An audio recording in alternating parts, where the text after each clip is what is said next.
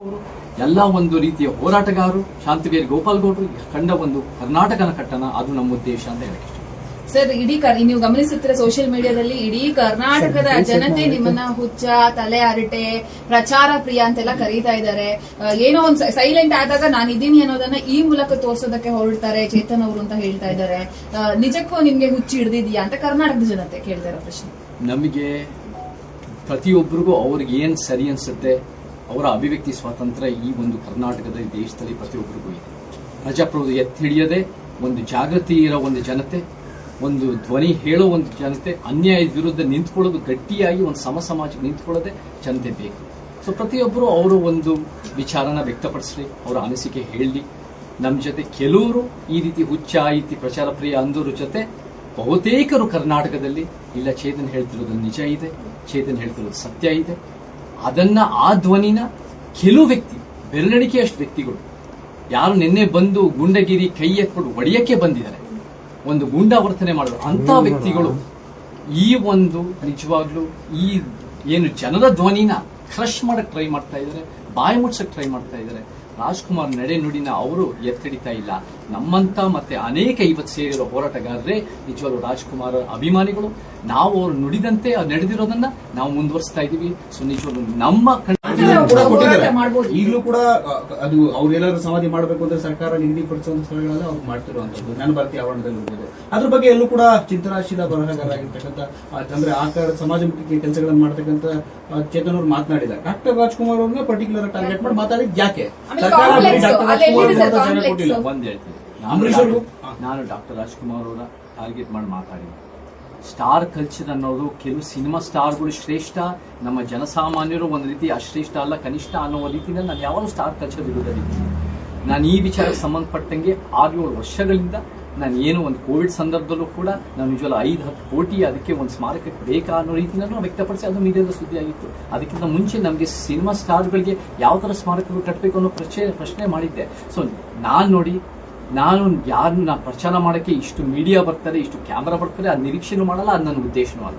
ನಮ್ಮ ವಿಚಾರಗಳು ನಾವು ಮಂಡಿಸ್ತೀವಿ. ನಾವು ರಾಜ್ಯ ಮಟ್ಟದಲ್ಲಿ, ದೇಶ ಮಟ್ಟದಲ್ಲಿ, ಅಂತಾರಾಷ್ಟ್ರೀಯ ಮಟ್ಟದಲ್ಲಿ ವಿಚಾರಗಳನ್ನ ಪ್ರತಿದಿನ ನಾವು ವ್ಯಕ್ತಪಡಿಸ್ತಾ ಇರ್ತೀವಿ. ಸರ್ ಈಗ ಅದಲ್ಲ ಸರ್, ಈಗ ನಿನ್ನೆ ಧಮಕಿ ಹಾಕೋದಕ್ಕೋಸ್ಕರ ನಾನು ವಿಷಯ ವ್ಯಕ್ತಪಡಿಸಿದೀನಿ ಅಂತ ಹೇಳ್ತಾ ಇದ್ದೀರಾ. ನಿನ್ನೆ ಕೇಳಿದಂತ ಸಾರಿ ಏನಿದೆ, ಕ್ಷಮೆ ಏನಿದೆ, ಆ ಕ್ಷಮೆಯಿಂದ ಹಿಂದೆ ಸರಿತೀರಾ? ನೀವು ನಿಮ್ಮ ಮಾತಿಗೆ ನಿಂತ್ಕೋತೀರಾ? ಧಮಕಿ ಹಾಕಿರೋದ್ರಿಂದ ಅಲ್ಲ. ಶಿವರಾಮೇಗೌಡರಾಗಿರ್ಬೋದು, ಅವರ ಒಳ್ಳೆ ಹೋರಾಟಗಾರರು, ಜನಪರವಾಗಿ ಬಹಳ, ನಮ್ಮ ರಾಜ್ಯದ ಪರವಾಗಿ, ಪ್ರಾದೇಶಿಕ ಪರವಾಗಿ ಬಹಳ ಕೆಲಸ ಮಾಡಿದ್ದಾರೆ. ಅದೇ ರೀತಿ ಅನೇಕ ನಮ್ಮ ಪರಿಚಯ ಇರೋರು ಕನ್ನಡ ಪರ, ರಾಜ್ಯದ ಪರ ಹೋರಾಟಗಾರರು ಬಂದಿದ ಮೇಲೆ ಅವರ ಒಂದು ರೀತಿ ಅವ್ರಿಗೆ ಮನಸ್ಸಿಗೆ ನೋವಾಗಿದೆ ಅನ್ನೋ ಕಾರಣಕ್ಕೆ ನಾನು ಕೂಡ ಅದರಲ್ಲಿ ನನಗೆ ಯಾರಾದ್ರೂ ನೋವು ಮಾಡೋದು ನನ್ನ ಉದ್ದೇಶ ಅಲ್ಲವೇ ಅಲ್ಲ. ನಿಮಗೆ ನೋವಾಗಿದ್ರೆ ಅದಕ್ಕೆ ನಾನು ವಿಷಾದ ವ್ಯಕ್ತಪಡಿಸಂತ ಹೇಳಿದ್ದೀನಿ. ಆದ್ರೆ ಆ ರೀತಿ ಮಾತಾಡಿದ್ರೆ, ಸೌಜನ್ಯದಿಂದ ಮಾತಾಡಿದ್ರೆ ನಾನು ಖಂಡಿತ ನಾನು ಅದಕ್ಕೆ ಬದ್ಧನಾಗಿರ್ತೀನಿ. ಆದ್ರೆ ಈ ರೀತಿ ಗೂಂಡಾವರ್ತನೆ ಮಾಡಿ, ಈ ರೀತಿ ಅವಹೇಳನಕಾರಿ ಒಂದು ಮಹಿಳಾ ನಿಂದನೆ ಮಾತಾಡ್ಗಳು, ಅವಾಚ್ಯ ಶಬ್ದ ಮಾತಾಡಿದ್ರೆ ಅದು ನಮಗೆ ಕಾನೂನು ರೀತಿಯಲ್ಲೂ ತಗೋಬೇಕಾದ್ರು, ಪೊಲೀಸರು ಗಂಭೀರವಾಗಿ ತಗೋಬೇಕು. ನಮ್ಮ ಚಳವಳಿಗಾರರು ಅದು ಸುಮ್ಮನೆ ಕೂತ್ಕೊಂಡು ನೋಡೋಣ. ಯಾಕಂದ್ರೆ ನಾವೆಲ್ಲ ರಾಜ್ಯದ ಪರವಾಗಿರೋರು, ನಾವೆಲ್ಲ ರಾಜ್ಕುಮಾರ್ ಅವ್ರ ಕನಸು ಪರವಾಗಿರೋರು, ನಾವೆಲ್ಲ ಉತ್ತಮ ಸಮಾಜ ಸಂವಿಧಾನದ ಪರವಾಗಿರೋರು. ಇವರೆಲ್ಲ ಒಂದು ರೀತಿ ಅವರು ರಾಜ್ಕುಮಾರ್ ಹೆಸರು ಬಸಿ ಬಳಿತಾ ಇರೋರು, ಕಾನೂನು ಅವ್ರ ಕೈಗೆ ತಗೋಬಹುದು ಅನ್ನೋ ರೀತಿಯಲ್ಲಿ ಸುಮ್ಮನೆ ಕೂತ್ಕೊಳ್ಳಲ್ಲ. ಅವರು ಅವ್ರ ರೀತಿಯಲ್ಲಿ ವ್ಯಕ್ತಪಡಿಸಿದ್ರೆ ಪ್ರಜಾಪ್ರಭುತ್ವದಲ್ಲಿ ಉತ್ತಮ ಸಮಾಜದ ಮಾತುಗಳನ್ನ ಜನ ಸ್ವೀಕಾರ ಮಾಡ್ತಾರೆ ಗೊತ್ತಿದೆ, ಉತ್ತಮ ಅಲ್ಲದೆ ಇರೋದನ್ನ ತಿರಸ್ಕಾರ ಮಾಡ್ತಾರೆ ಅಂತ ನಂಬಿಕೆ. ಸಮಾಧಿ ಬಳಿ ಹೋಗಿದ್ದೀರಾ? ಎಲ್ಲ ಬರ್ಕೊಳ್ತಾ ಇದಾರೆ. 1 hour ಹೋಗಿ ನೀವು ಕುತ್ಕೋಬೇಕಂತ ಸರ್ ಸಮಾಧಿ ಬಳಿ. ನೋಡಿ, ನಾನು ಕೂಡ ಕಂಠೀರವ ಸ್ಟುಡಿಯೋ ಶೂಟಿಂಗ್ ಮಾಡಿದ್ದೀನಿ. ನಾನು ಕೂಡ ಬೇರೆ ಬೇರೆ ಸಂದರ್ಭದಲ್ಲಿ ಅಲ್ಲೂ ಹೋಗಿದ್ದೀನಿ. ನನಗೂ ಕೂಡ ನಾನು ಬಹಳ ಚಿಕ್ಕ ವಯಸ್ಸಿಂದನೂ ಕೂಡ ರಾಜ್ಕುಮಾರ್ ಅವರ ಕಲೆ, ಅವರ ಕಲಾ ಸೇವೆ, ಅವರ ಕಲಾ ಅಭಿಮಾನ, ಅವರ ಕಲಾ ಪ್ರತಿಭೆಗೆ ಅಭಿಮಾನಿನೇ. ಆದ್ರೆ ಯಾರು ಇವತ್ತಿನ ದಿನ ಆ ಅಭಿಮಾನಿ ಸಂಘದ ಪಟ್ಟಿ ಕಟ್ಕೊಂಡು ಒಂದು ರೀತಿ ದಬ್ಬಳಿಕೆ ಮಾಡ್ತಿದ್ರು, ಆ ರೀತಿನ ನಾವು ಸಹಿಸಕ್ಕಾಗಲ್ಲ. ಆ ರೀತಿ ಗಟ್ಟಿಯಾದ ಕ್ರಮ ಆಗತ್ತೆ. ಜೀವ ಬೆದರಿಕೆ ಕೊಡಕ್ಕೆ ಯಾರಿಗೂ ಹಕ್ಕಿಲ್ಲ. ನಾವೆಲ್ಲರೂ ಕಾನೂನು ಅಡಿಯಲ್ಲಿದ್ದೀವಿ. ರಾಜ್ಕುಮಾರ್ ಅವರು ಎಷ್ಟೇ ದೊಡ್ಡ ಸೂಪರ್ ಸ್ಟಾರ್, 20ನೇ ಶತಮಾನದ ಸಿನಿಮಾದಲ್ಲಿ ದೇಶದಲ್ಲೇ ಬಹಳ ದೊಡ್ಡ ಸೂಪರ್ ಸ್ಟಾರ್, ಅವರು ಕಾನೂನು ಅಡಿಯಲ್ಲಿ ಬಹಳ ಸರಳವಾಗಿ ಬದುಕಿದ್ದಾರೆ. ಆ ರೀತಿ ನಾವು ಬದುಕೆ ಹೊರತು ನಮ್ಮ ಕೈಯಲ್ಲೇ ಇದೆ, ನಾವು ರೀತಿ ಒಂದು ಜನ ನಮ್ಮ ಕೈಯಲ್ಲಿ ಇದೆ, ನಾವು ಹೇಳಿದ್ದು ಏನ್ ಬೇಕಾದ್ರೂ ಮಾಡಬಹುದು ಅನ್ನೋ ರೀತಿಯಲ್ಲಿ ಆ ರೀತಿ ಮಾಡೋದು ನಾವು ಒಪ್ಪಕ್ಕಾಗಲ್ಲ. ಕಾನೂನು ಬದ್ಧವಾಗಿರ್ತೀವಿ, ನಾವು ವಿಚಾರಗಳು ಮಂಡಿಸ್ತೀವಿ, ಪ್ರಜಾಪ್ರಭುತ್ವ ಎತ್ತಿಡಿತೀವಿ. ಅದೇ ನಮ್ಮ ಬೆಂಬಲಿಗರು ಮಾಡಿದ್ರೆ ಅದನ್ನೇ ನಾವು ಮುಂದುವರಿಸ್ತೀವಿ. ಸರ್, ನಿಮ್ಮ ಮುಂದಿನ ನಡೆ ಏನು ಸರ್?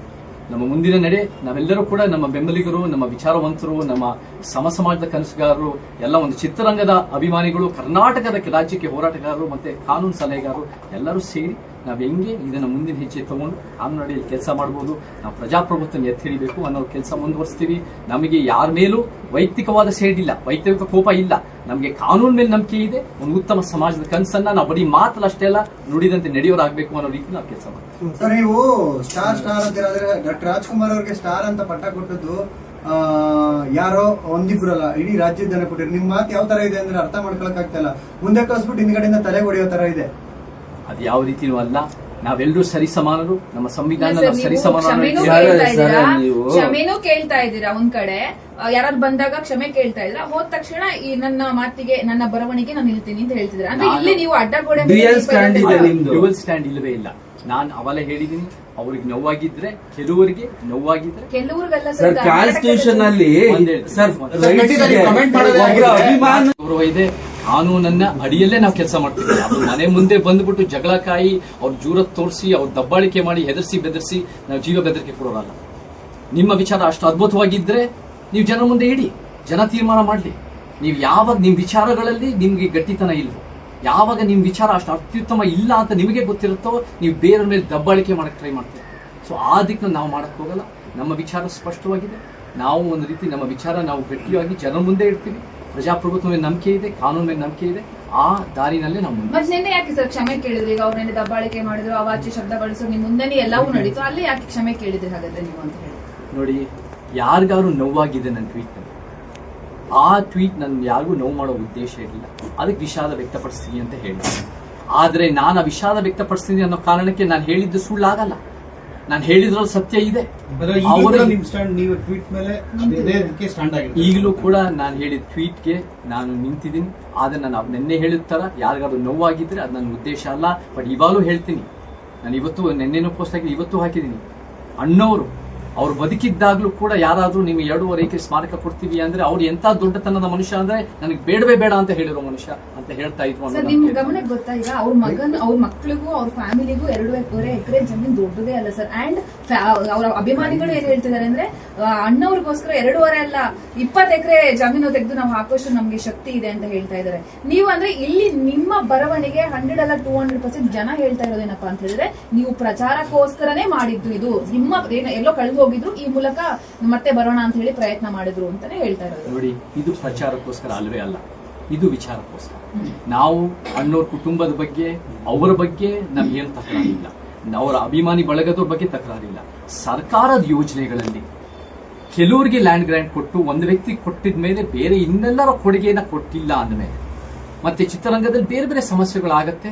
ಅದರಿಂದ ಸಮಸ್ಯೆಗಳು ಹೆಚ್ಚು ಉಂಟಾಗತ್ತೆ ಹೊರತು ಇರೋ ಸಮಸ್ಯೆಗಳಿಗೆ ಪರಿಹಾರ ಕೊಡಲ್ಲ ಅನ್ನೋ ಕೇವಲ ಡಾಕ್ಟರ್ ರಾಜ್ಕುಮಾರ್ ಅವ್ರ ಬಗ್ಗೆ ಮಾತ್ರ. ರಾಜ್ಕುಮಾರ್ ಕಾನೂನಾತ್ಮಕ ಕ್ರಮ ತಗೊಳಕ್ ನಾನು ಫೇಸ್ ಮಾಡಕ್ ರೆಡಿ ಇದ್ದೀನಿ. ಬಟ್ ನಾವು ಕೆಲವು ಜನ ಅವ್ರ ರೀತಿಯಲ್ಲಿ ಅವರೇ ಎಲ್ಲ ಹೈಜಾಕ್ ಮಾಡ್ಬಿಟ್ಟು ನಾವೇ ಒಂದು ರೀತಿ ರಕ್ಷಕರಂತ ಹೇಳ್ಕೊಂಡಿರೋರು ಅವರು ಬಂದು ದಬ್ಬಾಳಿಕೆ ಮಾಡೋದು ಅದು ಪ್ರಜಾಪ್ರಭುತ್ವ ಅಲ್ಲವೇ ಅಲ್ಲ. ನಾನು ಯಾರಿಗಾರು ನಮ್ಮ ಸ್ನೇಹಿತರು ಶಿವರಾಮೇಗೌಡರು ಇಂಥವ್ರಿಗೆ ಯಾರಾದ್ರೂ ನೋವಾಗಿದ್ರೆ ಅದನ್ನ ನಾನು ವಿಷಾದ ವ್ಯಕ್ತಪಡಿಸಿದ್ದೀನಿ. ಹಾಗೆ ಹೇಳಿದ ತಕ್ಷಣ ನಾನು ಹೇಳಿದ್ದು ವಿಚಾರ ಸುಳ್ಳಲ್ಲ. ಮತ್ತೆ ಈ ರೀತಿ ದಬ್ಬಾಳಿಕೆ ಒಪ್ಪಲ್ಲ. ನಮ್ಮ ಬೆಂಬಲಿಗ ನಾನು ಕಾನ್ಸ್ಟಿಟ್ಯೂಷನ್ ನಾನು ಕಾನ್ಸ್ಟಿಟ್ಯೂಷನ್ ಓದಿ ನಾನು ಅದನ್ನ ಆ ವಿಚಾರಗಳು ಒಂದು ಸಮಾಜದ ಕನಸನ್ನ ನಾನು ಕೆಲಸ ಮಾಡ್ತಾ ಇದ್ದೀನಿ. ಅಭಿವ್ಯಕ್ತಿ ಸ್ವಾತಂತ್ರ್ಯ ಆರ್ಟಿಕಲ್ 19 ಅಡಿಯಲ್ಲಿ ಕೆಲಸ ಮಾಡ್ತಾ ಇದ್ದೀನಿ. ನಾವೆಲ್ಲರೂ ಒಂದು ವಿಚಾರಗಳ ನಡುವೆ ನಾವು ಜನರ ಮುಂದೆ ಇಟ್ಟು ಪ್ರಜಾಪ್ರಭುತ್ವ ನಂಬಿಕೆ ಇರೋದು ಸಂವಿಧಾನ. ನಾನು ನಿಜ ಹೇಳ್ತೀನಿ, ನಾನು ಯಾವ ಧರ್ಮದವನು ಅಂತ ನಾನು ಗುರ್ಸ್ಕೊಳ್ಳಲ್ಲ. ನಾನು ಸಂವಿಧಾನದ ಮೇಲೆ ನಂಬಿಕೆ ಇರೋನು ಅಂತ ನಾನು ಗುರ್ಸ್ಕೊಂತೀನಿ. ಸೊ ನಾನು ಸಂವಿಧಾನನೇ ನನ್ನ ಧರ್ಮ ಅಂತ ಹೇಳ್ತಾರೆ. ಬರವಣಿಗೆ ಬರೀತೀರಾ, ಅಲ್ಲಲ್ಲಿ ಮಾತುಗಳನ್ನ ಆಡ್ಬಿಡ್ತೀರಾ, ಆಮೇಲೆ ನಿಮ್ಮ ಬೆಂಬಲಿಗರು ಅಥವಾ ನಿಮ್ ಕಡೆಯವರು ನಮಗೆ ನಮ್ಗೆ ಇಲ್ಲಿ ಭದ್ರತೆಗೆ ಬೇಕು ಅಂತ ಬರೆಯುವಾಗ ಅಥವಾ ನಿಮ್ ಮಾತಾಡುವಾಗ ಗೊತ್ತಿರಲ್ವಾ ನನಗೆ ಏನೋ ಅಟ್ಯಾಕ್ ಆಗುತ್ತೆ, ಇದೇನೋ ಬರ್ತಾರೆ ಇಲ್ಲಿ ಅಂತ. ಇವಾಗ ನಿಮಗೆ ಕೇಳ್ತಾ ಇದ್ರು ನಮ್ಗೆ ಭದ್ರತೆಗೆ ಜನ ಬೇಕು ಅಂತ, ಬರೆಯುವಾಗ ನಿಮ್ಗೆ ಅನ್ಸಲ್ಲ? ನೋಡಿ ಯಶೋಧ ಅವರೇ, ನಮಗೆ ನಾವು ವಿಚಾರ ಮಂಡನೆ ಮಾಡ್ತಾರೆ, ಬೇರೆಯವರು ಕೂಡ ಅವರು ವಿಚಾರ ಮಂಡನೆ ಮಾಡ್ತಾರೆ ಅಂತ ನಂಬಿಕೆ ನಮಗೆ, ಪ್ರಜಾಪ್ರಭುತ್ವ ಮೇಲೆ ನಂಬಿಕೆ ನಮಗೆ. ನಾವೇನಾದ್ರು ತಪ್ಪು ಹೇಳಿದ್ರೆ ಅವ್ರು ತಿದ್ಲಿ, ನಾವು ಅದು ಕಲಿಯಕ್ಕೆ ರೆಡಿ ಇದೀವಿ. ಆದರೆ ನಾವು ಯಾವಾಗ ಪ್ರಜಾಪ್ರಭುತ್ವ ಗೌರವಿಸ್ತೀವೋ ಬೇರೆಯವರು ಅದನ್ನ ಕಾನೂನನ್ನ ಕೈ ತಗೊಂಡ್ಬಿಡು ನಮ್ಮ ಮೇಲೆ ಬಡದಾಕ್ತಾರೆ. ನಾವೇನು ತಪ್ಪು ಹೇಳಿದ್ರು ಸತ್ಯ ಹೇಳಿದ್ರು ಅಂತ ಕೂಡ ನಮ್ಗೆ ಅದು ಅನ್ಸಿರಲ್ಲ, ಗೊತ್ತಿರಲ್ಲ. ನಾವು ಆ ರೀತಿ ಯೋಚನೆ ಮಾಡಲ್ಲ. ಸರ್, ಈಗ ಯಾಕೆ ಬಂತು ಸರ್? ಇಷ್ಟು ವರ್ಷ ಸುಮ್ಮನಿದ್ರಿ. ರಾಜದಾರಿ ಟಿವಿ, ಅಡೆತಡೆ ಇಲ್ಲದ ಪ್ರಜಾದಾರಿ.